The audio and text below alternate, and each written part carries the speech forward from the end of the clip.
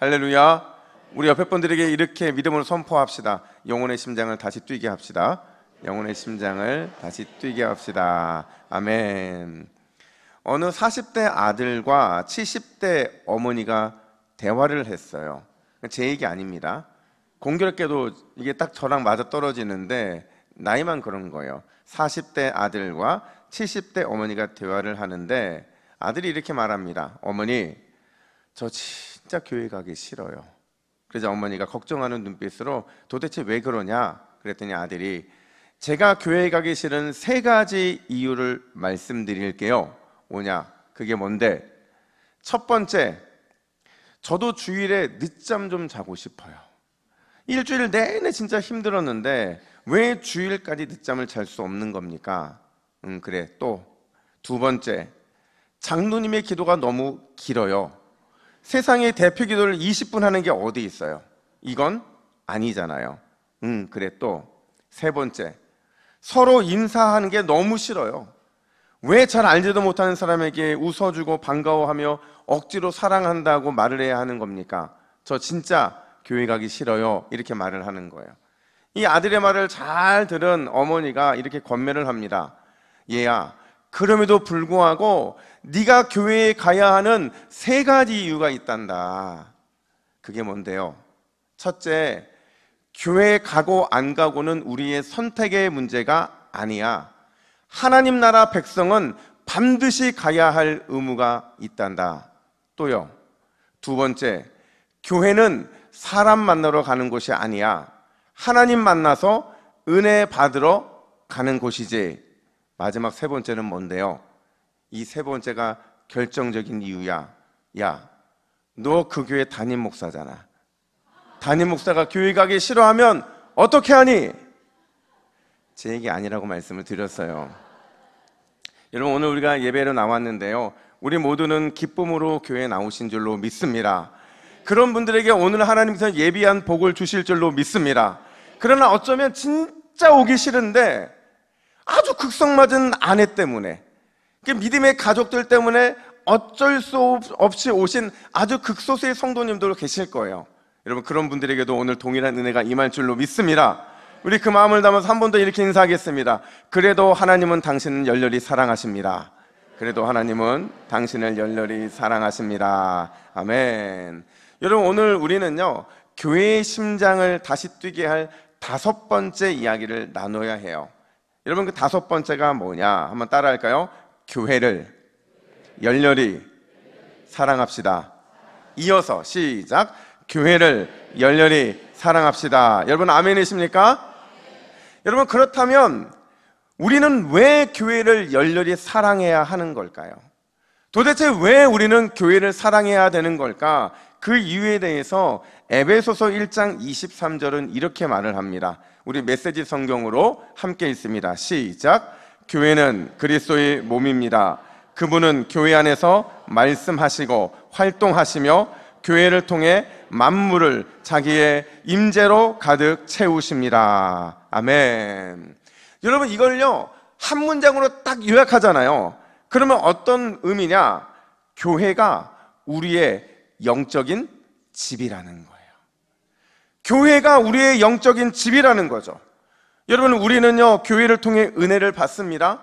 교회를 통해 성장도 일어나고 성숙도 경험해요. 또 교회를 통해서 세상에 나가 싸워 이길 힘을 얻기도 합니다. 여러분, 교회는 믿음의 성도들에게 있어서는 절대 없어서는 안 되는 영적인 훈련소이고 영적인 일터이고 또 영혼의 쉼터가 될 수밖에 없다는 거예요.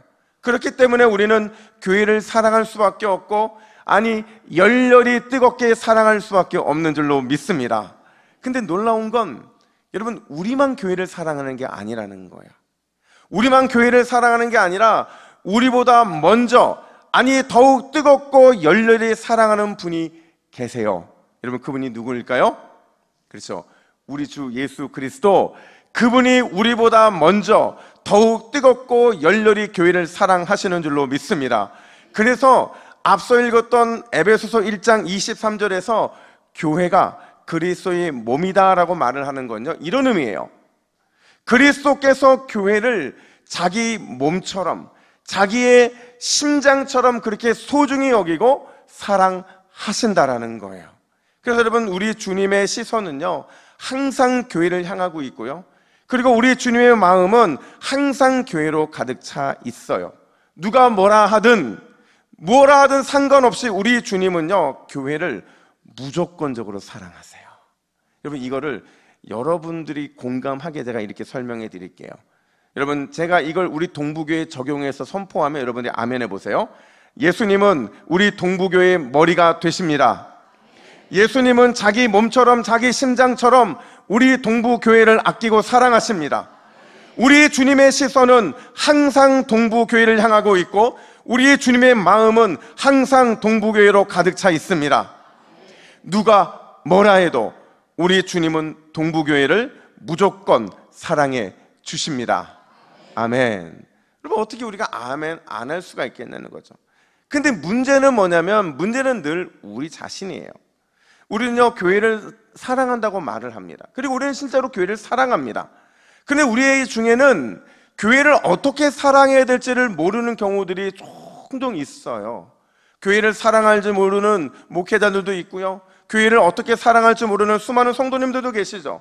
아니, 정확하게 표현하면요, 어떻게 사랑하는지를 모르다 보니까 자꾸 내 중심적으로 왜 사랑을 하는 경우들이 많이 등장하더라는 거죠. 내 생각과 내 방법대로 사랑하려고 하고, 그러면서 그게 진짜 교회를 사랑하는 것이라고 우리는 착각할 때가 늘 종종 있다는 거예요.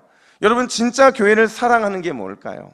어떻게 해야 하나님 기뻐하시는 방법으로 교회를 사랑할 수 있을까? 오늘은 두 가지를 살펴볼 텐데요. 첫 번째로 따라할까요?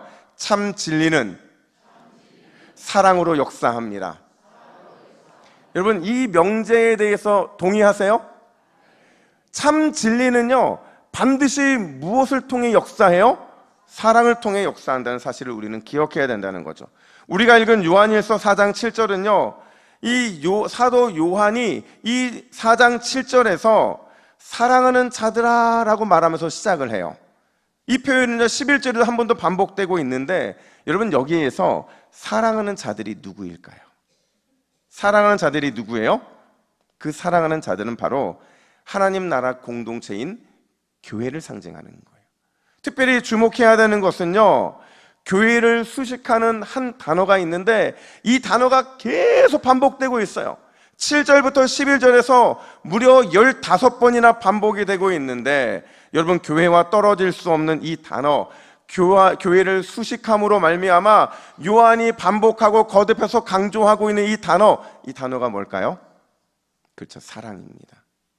사실은요 요한이 이 사랑을 반복하고 있는 이유가 있어요. 이걸 이해하려면 지금 교회가 처해 있는 상황을 좀 알아야 되는데, 당시 교회는요 위기였어요. 어떤 위기였느냐? 여러분, 영지주의라고 들어보셨어요? 영지주의자들이 이단인데 이들이 교회에 몰래 들어옵니다. 들어와서는 우리가 알고 있는 복음의 진리를 자꾸 변질시켜요. 어떻게 변질시키느냐? 이렇게 말합니다. 야, 신비한 체험이 최고야. 특별한 지식이 있어야 구원받을 수 있어. 이렇게 말을 해요. 여러분, 이게 맞는 말이에요? 우리가 어떤 신비한 체험을 해야만, 또 어떤 특별한 지식을 얻어야만 우리가 구원을 얻는 겁니까? 아니죠. 우리의 구원받는 길은요 너무나도 간단하고 명료해요. 어떻게 구원을 받느냐? 예수 그리스도의 은혜로 말미암아 그분을 믿음으로 우리는 구원을 받은 줄로 믿습니다. 이 분명한 지혜, 이 분명한 주의 말씀의 능력이 우리 안에 있는데, 이 영지주의자들이 자꾸 체험을 강조하고 특별한 지식으로 구원을 받는다고 말하니까 교회가 힘들어지는 거예요. 근데 중요한 건 이 주장이 비성경적일 뿐만 아니라 개인적인 특별한 체험과 지식을 강조하다 보니까 결국에 뭘 잃어버리게 만들었느냐? 교회의 공동체성을 잃어버렸어요. 여러분, 우리 동부교회가, 아니 지상에는 모든 교회들이 공동체로서 우리가 하나님의 성령이 임하는 공동체라는 것을 확증할 수 있는 그 확증이 뭘로 이루어질까요? 이거는요 사랑이에요. 서로 사랑하면 성령이 우리 안에 계시는 것이요, 서로 사랑하지 못하면 우리의 신앙 공동체는 그 자체가 성립이 되지 않는다는 거죠. 그래서 교회의 공동체성을 약화시켰다는 것은요, 우리에게 가장 중요한 서로 사랑을 약화시켰다는 것이고, 교회의 사랑의 교제를 불필요한 낭비로 여기게 만들었다는 것을 말하고 있는 거예요. 여러분 생각해 보세요. 우리 동부교회 사랑이 식었어요. 사랑의 힘을 잃었어요. 그런 동부교회 여러분 다니고 싶습니까? 물론 다녀야죠. 다녀야 되는데 다니고 싶냐는 거죠. 오고 싶겠어요? 오고 싶지 않을 겁니다. 사랑이 식었는데, 사랑의 힘을 잃어버렸는데, 그 공동체가 영적인 공동체라고 했을 때 그 공동체에 오고 싶은 사람이 누가 있겠어요? 아니, 교회와 그런 공동체는 존재 자체가 의미가 없다는 거예요. 그래서 8절은 이렇게 말합니다. 우리 8절 말씀을 같이 한번 읽어볼까요? 시작. 사랑하지 아니하는 자는 하나님은 알지 못하나니 이는 하나님은 사랑이심이라. 아멘. 요한은 아주 분명하게 말합니다. 뭐라고 말하느냐? 하나님은 뭐라고요? 사랑이시다. 하나님은 사랑 그 자체라는 거죠. 그러니까 하나님은 모든 것이 이 사랑에서 시작되시고 이 사랑으로 모든 것을 이루어 가시며, 하나님의 이 사랑을 빼고서는 그 어떤 것도 설명할 수 없다는 것을 요한이 말하고 있는 거예요. 따라서 여러분, 하나님을 신앙하는 신앙 공동체에 사랑이 없다, 사랑이 식었다, 사랑이 힘을 잃었다, 이거는 심각한 문제가 발생했다는 것을 의미하고 있는 거죠. 그만큼 교회와 사랑은 절대로 떨어질 수 없다라는 거예요. 근데 문제는 항상 어디에 있다고 그랬어요? 우리한테 있는 거예요. 나한테 있는 거죠. 헨리 나우엔이라는 사람이요, 이렇게 물은 적이 있어요. 어떤 질문을 했냐면, 누가 가난한 사람인가? 라고 질문을 해요. 여러분, 누가 가난한 사람일까요? 우리는 보통 가난한 사람이라는 단어, 특히 가난이라는 단어를 떠올리면 경제적인 관점으로 이 가난을 판단하는 경향이 있습니다. 그래서 빈민가에 사는 사람들이나 무료 급식소를 순회하는 사람들, 돈 때문에 고생하고 염려하고 걱정하는 사람들, 이 사람들을 가난한 사람이라는 이 테두리 안에 가둬놔요, 우리는. 근데 헨리 나우엔은요, 그게 잘못됐다는 거예요. 복음적이지 못하다는 거죠. 그리스도인이 가난이라는 단어를 들으면요, 절대로 이 경제적인 관점으로 봐서는 안 되고, 진짜 가난, 그 가난이라는 단어를 떠오르면 뭐가 떠올라야 되느냐? 어떤 단어요? 사랑이 떠올라야 된다는 거예요. 내 안에 사랑이 충분한가? 내 안에 사랑으로 인해 기쁨이 넘치고 있는가? 누군가의 결핍을 채워줄 만큼 사랑의 여유를 가지고 있는가? 이렇게 사랑과 관련된 것들이 끊임없이 질문이 나와야만, 그래야만 진짜 가난이라는 의미를 깨닫는 영적인 공동체요, 영적인 사람이 될 수 있다는 거죠. 제가 서울에서 부목사를 할 때요, 그 교회는 수요일마다 무료 급식을 했어요. 근데 무료 급식만 한 게 아니라 1,000원 나눔도 했어요. 그러니까 무료 급식과 1,000원 나눔은 대부분 노숙자들이나 아니면 정말 경제적으로 힘든 분들이 와서 거기에서 식사를 하고 또 드리는 1,000원 가지고 또 돌아가시고 이런 일들이 있는데요, 여러분, 이 한 끼 식사가 뭐라고, 이 1,000원이 뭐라고, 새벽 예배가 끝나자마자 이분들이 다 교회로 몰려옵니다. 수백 명에 대한 사람들이 막 교회로 몰려와서요, 이분들이 따뜻한 데 있어 본 적이 별로 없잖아요. 그러니까 교회는 따뜻하니까 교회 따뜻한 곳을 이미 다 알아요. 다 차지해 들어가셨고, 심지어 어떤 분은요, 2-3시간 전부터 와가지고는 화장실에서 몸을 씻기 시작을 해요. 머리를 감으시고 세수를 하시고 심지어 발도 닦으세요. 그러더니 또 어떤 분들은 이 교회 화장실에서 용변도 해결을 합니다. 심지어 어떤 분은 1,000원 좀 더 달라고 난리를 피우는 분도 계셨어요. 근데 한 어르신이 계셨는데요, 이 어르신은요, 늘 교회에 오시면 다른 거 안 하고 이렇게 지그치 부목사님들을 바라봐요. 이렇게 보세요. 그래서 부목사들마다 이분이 왜 쳐다보는지 늘 궁금했거든요. 근데 그날은 제가 당번이에요. 제가 나가 있었는데 그분이 그날도 이렇게 보는 거예요. 보통 이런 분들이 이렇게 보시면 어떤 사인인 줄 아세요? 나는 오늘 1,000원 더 받고 싶다, 이런. 나는 오늘 밥 한 끼 더 먹고 싶다, 나 좀 챙겨주세요, 이런 눈빛을 보내요, 보통 이런 분들이. 그래서 제가 이렇게 보니까 그분이 그날도 이렇게 저한테 계속 이렇게 사인을 보내시는 거예요. 근데 이제 사인을 보내시는데 제 머릿속에 갑자기, 아, 그렇지, 내 양복에 5,000원짜리 지폐가 있지, 이 생각이 드는 거예요. 그래서 제가 이걸로 드리면 이분이 좀 좋아하시겠다 싶어서 제가 이 호주머니에서 5,000원을 꺼내서 그분에게 딱 드렸어요. 그랬더니 그분은 횡재한 거잖아요. 원래 1,000원밖에 안 드리는데 5,000원을 받았으니 얼마나 횡재한 거예요. 근데 이분이 어떤 행동을 하신 줄 아세요?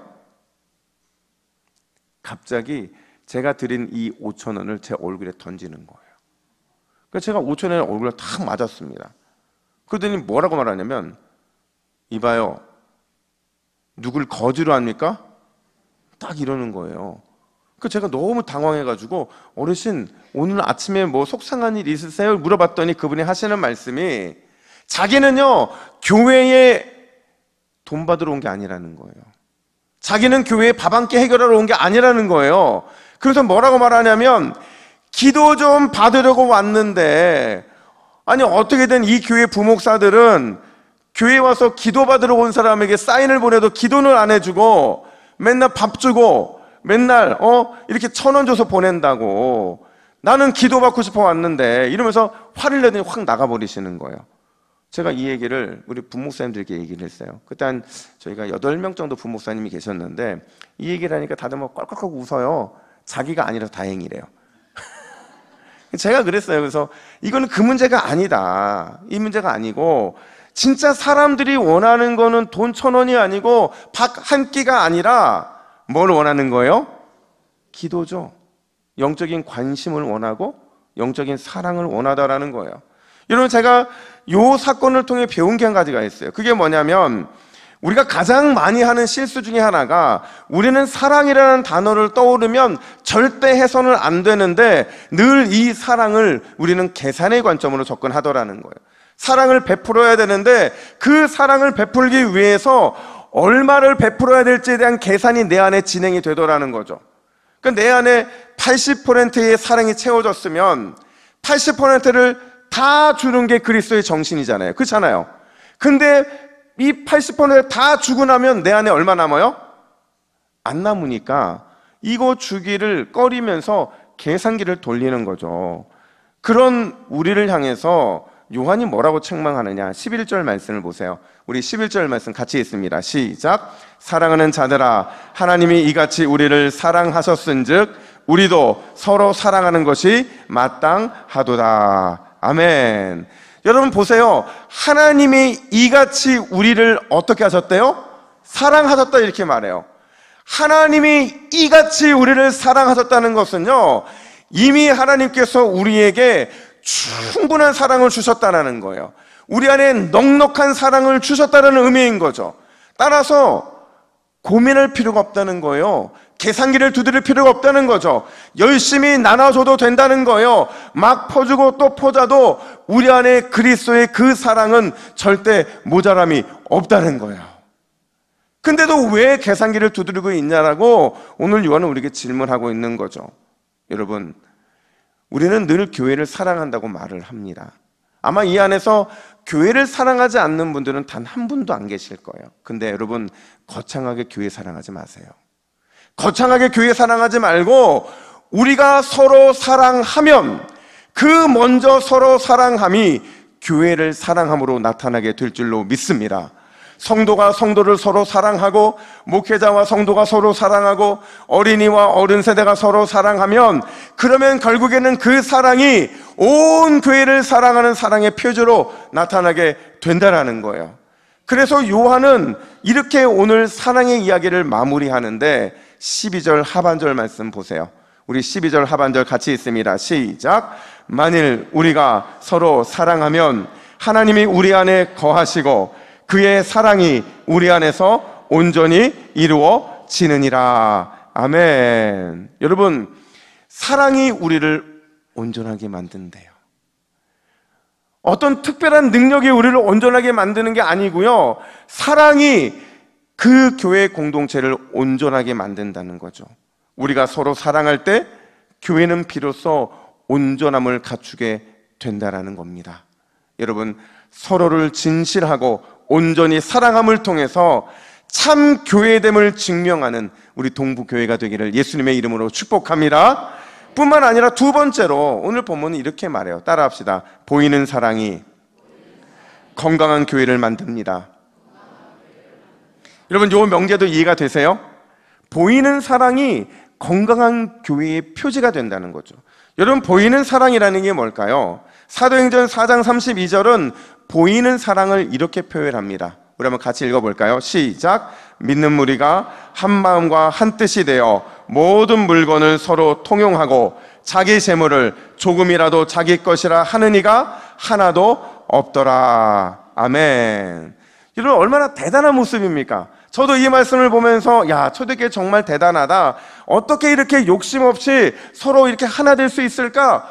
늘 그 초대교회의 대단함에 대해서 칭찬하는데, 여러분, 절대로 우리는 이렇게 반응하면 안 됩니다. 이 말씀은 초대교회가 정말 대단해서 쓰인 말씀도 아니고 정말 그들에게 욕심이 없다는 것을 드러내주기 위해 쓰여진 말씀이 아니에요. 이 말씀 속에는 그보다 훨씬 더 아주 심오한 의미가 담겨져 있는데, 자, 여러분, 예루살렘 교회가 첫 출발이 몇 명으로 출발했을까요?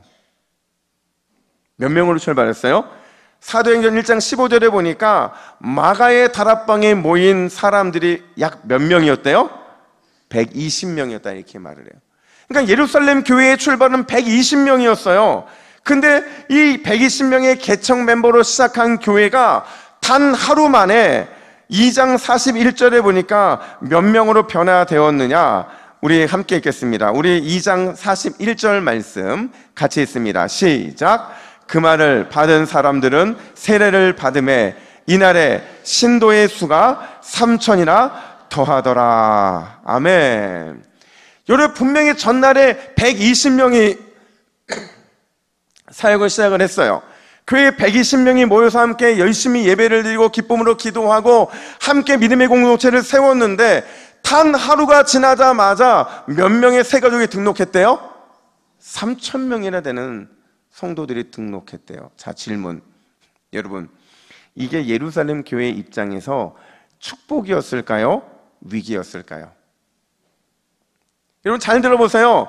분명히 120명으로 시작한 교회였어요. 근데 그 교회가 베드로의 충만한 설교를 듣고 얼마나 부흥을 했느냐? 3,000명이나 되는 새 가족이 등록을 하는 역사적인 기적이 일어나게 돼요. 이게 예루살렘 교회 입장에서 축복입니까? 위기입니까? 많은 사람들이 3,000명 하루 만에 등록을 했으니까 엄청난 부흥이 됐잖아요. 작은 개척교회였는데 3,000명 등록했으면 어떤 교회로 변한 거예요? 대형교회가 된 거예요. 어마어마한 대형교회가 된 겁니다. 근데 이 대형교회가 된 게 과연 축복이냐 위기냐 하는 거죠. 여러분, 지금 이 일은요, 위기인 거예요. 왜 위기냐? 잘 생각해 보세요. 여러분, 지금 예루살렘 교회가 3,000명을 받아들일 준비가 되어 있습니까? 아니에요. 이 3,000명이나 되는 사람들이 모일 수 있는 장소도 변변히 없었고, 교회를 운영할 만한 조직도 또 재정도, 그들을 양육할 체계적인 프로그램도 진짜 아무것도 준비된 게 아무것도 없어요. 여러분, 다시 물어볼게요. 하루에 3,000명이 등록한 게 축복입니까? 위기입니까? 위기예요. 분명히 위기인데, 근데 위기가 아닌 이유가 있더라는 거죠. 그게 뭐냐? 여러분, 예루살렘 교회는요, 그 모든 걸 덮어버릴 수 있을 만한 보이는 사랑, 표현되는 사랑이 그들 안에 있었다는 거예요. 분명히 위기거든요. 그럼에도 불구하고 그 위기의 요소들을 다 덮어버릴 수 있는 보이는 사랑, 표현되는 사랑이 그들 가운데 있었기 때문에 그들에게는 위기가 아닌 거였다는 거죠. 여러분, 다시 4장 32절 말씀을 보세요. 우리 4장 32절 말씀 같이 읽습니다. 시작. 믿는 무리가 한 마음과 한 뜻이 되어 모든 물건을 서로 통용하고 자기 재물을 조금이라도 자기 것이라 하는 이가 하나도 없더라. 아멘. 여러분, 한 마음과 한 뜻, 이거를 다른 말로 표현하면 뭐냐면요, 자 보세요. 한 마음과 한 뜻이요, 마음이 하나가 되고 한 뜻이 되었다는 게 아니라요, 사랑으로 하나 된 진짜 영적 가족이 됐다는 걸 의미하는 거예요. 그전에는 그렇지 않았는데 한 마음과 한 뜻이 됐다는 것은 사랑으로 하나 된 진짜 영적 가족이 되어 버렸다는 거죠. 마치 이런 것 같아요. 아마 여러분의 가정도 이런 경험이 있을 텐데, 제가 중학교 때였어요. 지금까지요, 저는 제가 가지고 있는 게 최고인 줄 알았거든요. 근데 제가 중학교 딱 되고 나니까요, 어디에 눈이 막 가기 시작하냐면 아버지 거에 대한 것들이 막 마음이 가기 시작하는 거예요. 제가 입었던 것들은 다 초등학교 옷이었으니까, 초등학교 물건들이었으니까 그게 이게 막 좋아 보였거든요. 근데 중학교가 딱 되고 나니까 좀 컸다고 생각됐는지 자꾸 아버지 물건들이 보기 시작하는 거예요. 아버지의 양말이 좋아 보이고, 아버지의 속옷이 좋아 보이고, 아버지의 신발이 좋아 보이고, 아버지의 옷들, 이런 것들이 다 좋아 보이기 시작하는 거예요. 보통 좋아 보이면 어떤 행동을 합니까? 아버지 몰래? 예, 제가 가지기 시작하는 거예요. 아버지의 양말도 신어보고, 아버지의 속옷도 신어보고, 아버지의 신발도 신어보고, 아버지의 옷도 입어보면서 마치 제 것인 양 몰래 입고 나가는 거예요. 학교를 가고. 근데 저희 집에 아들이 둘이거든요. 저와 제 동생이 있었는데 두 사람이 몰래 아버지 걸 입기 시작하니까 여러분, 아버지 입장에서는 화가 나겠어요? 안 나겠어요? 분명히 내가 내일 아침에 입으려고 개놓은 양말, 개놓은 속옷, 개놓았던 옷이 나가려고 보니까 있어요? 없어요? 없어요. 없는데 화가 나야 안 나요? 저희 아버지는 화 안 내셨습니다. 저희 아버지는 화 안 내셨어요. 짜증도 내지 않으셨어요. 그러면서 뭐라고 하시냐면 이제 다 컸네 이러셨어요. 아버지 것을 탐내는 모습을 보면서 이젠 다 컸네 이러더라고요. 이게 무슨 말이냐면요, 우리가 가족이기 때문에 가능하다는 거예요. 가족이기 때문에 조금 덜 입어도, 덜 먹어도, 덜 누려도, 덜 챙겨도 전혀 문제가 되지 않더라는 거죠. 근데 이게 만약 남이라고 생각해 보세요. 남이 그렇게 한다면 여러분 어떻게 했어요? 남이 내 것을 가져가고, 내 것을 입고, 내 것을 먹고, 내 것을 누리면 화가 날까요? 안 날까요? 화가 나죠. 왜요? 남이니까요. 가족이 아니니까 용납이 되지 않는 겁니다. 바로 그거라는 거죠. 여러분, 예루살렘 성도들이요, 예루살렘 교회 성도들이 한 마음과 한 뜻으로 모든 물건을 통용했다? 지금도 전혀 아무것도 아까워하지 않고 있다? 이건요, 그들이 진짜 영적인 가족이 됐다는 걸 의미하는 거예요. 영적인 한 가족이 되어서 눈에 보이는 사랑을 베풀고, 눈에 보이는 선행을 행하고, 눈에 보이는 사랑의 돌봄을 실천하는 이런 일들이 그들 안에 일어나게 된 거죠. 그러자 어떤 놀라운 일이 벌어졌느냐? 여러분, 3,000명이나 되는 새 가족이 수용이 되더라는 거예요. 아니, 이걸 바꿔 말하면 5,000명이 와도, 10,000명이 와도, 10만 명이 와도 이것만 가능하면 모든 것이 수용이 될 수 있다는 거죠. 비록 대단한 교회 조직이 없어도, 엄청난 재정도 없어도, 변변한 프로그램도 없어도, 보이는 사랑만 있으면, 표현되는 사랑만 있으면 그게 이 모든 부족함을 채우고도 메우고도 남게 되는 줄로 믿습니다. 보이는 사랑이 중요한 겁니다. 표현되는 사랑이 중요한 거예요. 여러분, 우리는 다시 한번 이 생각을 해야 돼요. 저와 여러분들은 예수 그리스도 안에서 영적인 한 가족인 줄로 믿습니다. 여러분, 이 땅에서의 70년, 80년 함께 있을 육신의 가족이 아니라 우리는 천국에서 영원히 함께할 영적인 한 가족이에요. 그렇다고 한다면 말로만의 사랑이 아니라, 추상적인 사랑이 아니라 실제 눈에 보이는 사랑의 사람이 되시기를 예수님의 이름으로 축복합니다. 내게 있는 아주 작은 것을 사랑으로 섬길 수 있는 사람이 되시기를 간절히 축복합니다. 여러분, 보이는 사랑이 넘치는 교회는요, 절대로 빈자리가 있을 수가 없어요. 여러분, 믿으세요? 우리 안에 사랑이 보이는 사랑으로 충만하잖아요. 넘치잖아요. 그런 빈자리가 있을 수 없다라는 거죠. 보이는 사랑을 하지 못하니까 우리 안에 자리도 피고, 재정도 피고, 풍성한 교제도 피고, 약할 수밖에, 이 공동체성이 약할 수밖에 없는 거예요. 어떤 철학자가요, 인간을 곤충에 비유해서 설명한 걸 본 적이 있어요. 어떤 곤충에 비유했는데, 첫 번째가 개미고요, 두 번째가 거미고요, 세 번째가 벌꿀이에요. 여러분, 거미 같은 사람이 어떤 사람이냐? 거미는요, 여러분 거미줄 아시잖아요. 남의 불행을 자기 유익으로 삼는 사람이 바로 거미 같은 사람이래요. 그럼 개미 같은 사람은 어떤 사람이냐? 개미는요, 늘 자기 만족이 있어요. 그리고 자기만을 위해서 정말 열심히 사는 사람을 개미 같은 사람이라고 생각하는 거죠. 그럼 벌꿀 같은 사람은 어떤 사람이냐? 벌꿀 사람은요, 자기의 유익뿐만 아니라 타인의 유익을 위해서도 공생하는 게 바로 벌꿀 같은 사람이에요. 여러분, 우리 하나님께서 원하시는 삶은 거미입니까? 개미입니까? 벌꿀입니까? 그렇죠, 벌꿀이죠. 서로 사랑하기를 마치 대결하고 시합하듯 열심히 사랑함으로 말미암아 자기도 살고 남도 살리는 그런 벌꿀 같은 삶을 살아내는 성도들, 또 그런 교회를 하나님께서는 기뻐하신다는 사실을 우리는 잊으면 안 된다는 거예요. 제가 오늘 말씀을 준비하면서 이 찬양이 떠올랐어요. 이런 교회 되게 하소서라는 찬양인데요, 이 찬양에 보면 이런 가사가 등장을 합니다. 우리 한번 같이 이 찬양의 가사를 천천히 한번 묵상합시다. 시작. 진정한 예배가 숨쉬는 교회, 주님이 주인 되시는 교회, 믿음의 기도가 쌓이는 교회, 최고의 찬양을 드리는 교회, 말씀이 살아 움직이는 교회, 성도의 사랑이 넘치는 교회, 섬김과 헌신이 기쁨이 되어 열매 맺는 아름다운 교회. 여러분, 이것만 봐도요 얼마나 이런 교회가 사모가 됩니까?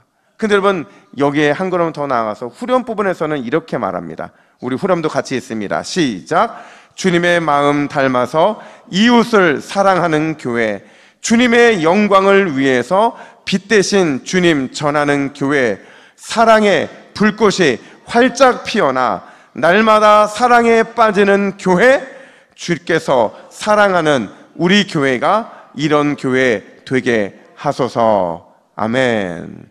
여러분, 주님, 우리 동부교회도 이 찬양의 가사와 같이 사랑의 불꽃이 있는 교회가 되게 하여 주시옵소서. 이 사랑이 회복됨으로 인하여 우리 안에 잠들어 있는 영혼이 다시 뛰게 하여 주시옵소서. 여러분, 이게 2024년도 우리의 간절한 소망이자 기도의 제목이 되어야 될 줄로 믿습니다. 그 사랑을 회복함으로 우리의 삶과 우리의 가정과 우리 교회가 사랑으로 충만한 은혜로운 교회 되시기를 예수님의 이름으로 간절히 축복합니다. 아멘. 함께 기도하겠습니다. 하나님 아버지, 하나님은 사랑이시라는 사실을 다시 한번 깨닫게 하시니 감사합니다. 우리 동부교회가 항상 사랑으로 풍성한 그런 교회가 되게 하여 주시옵소서.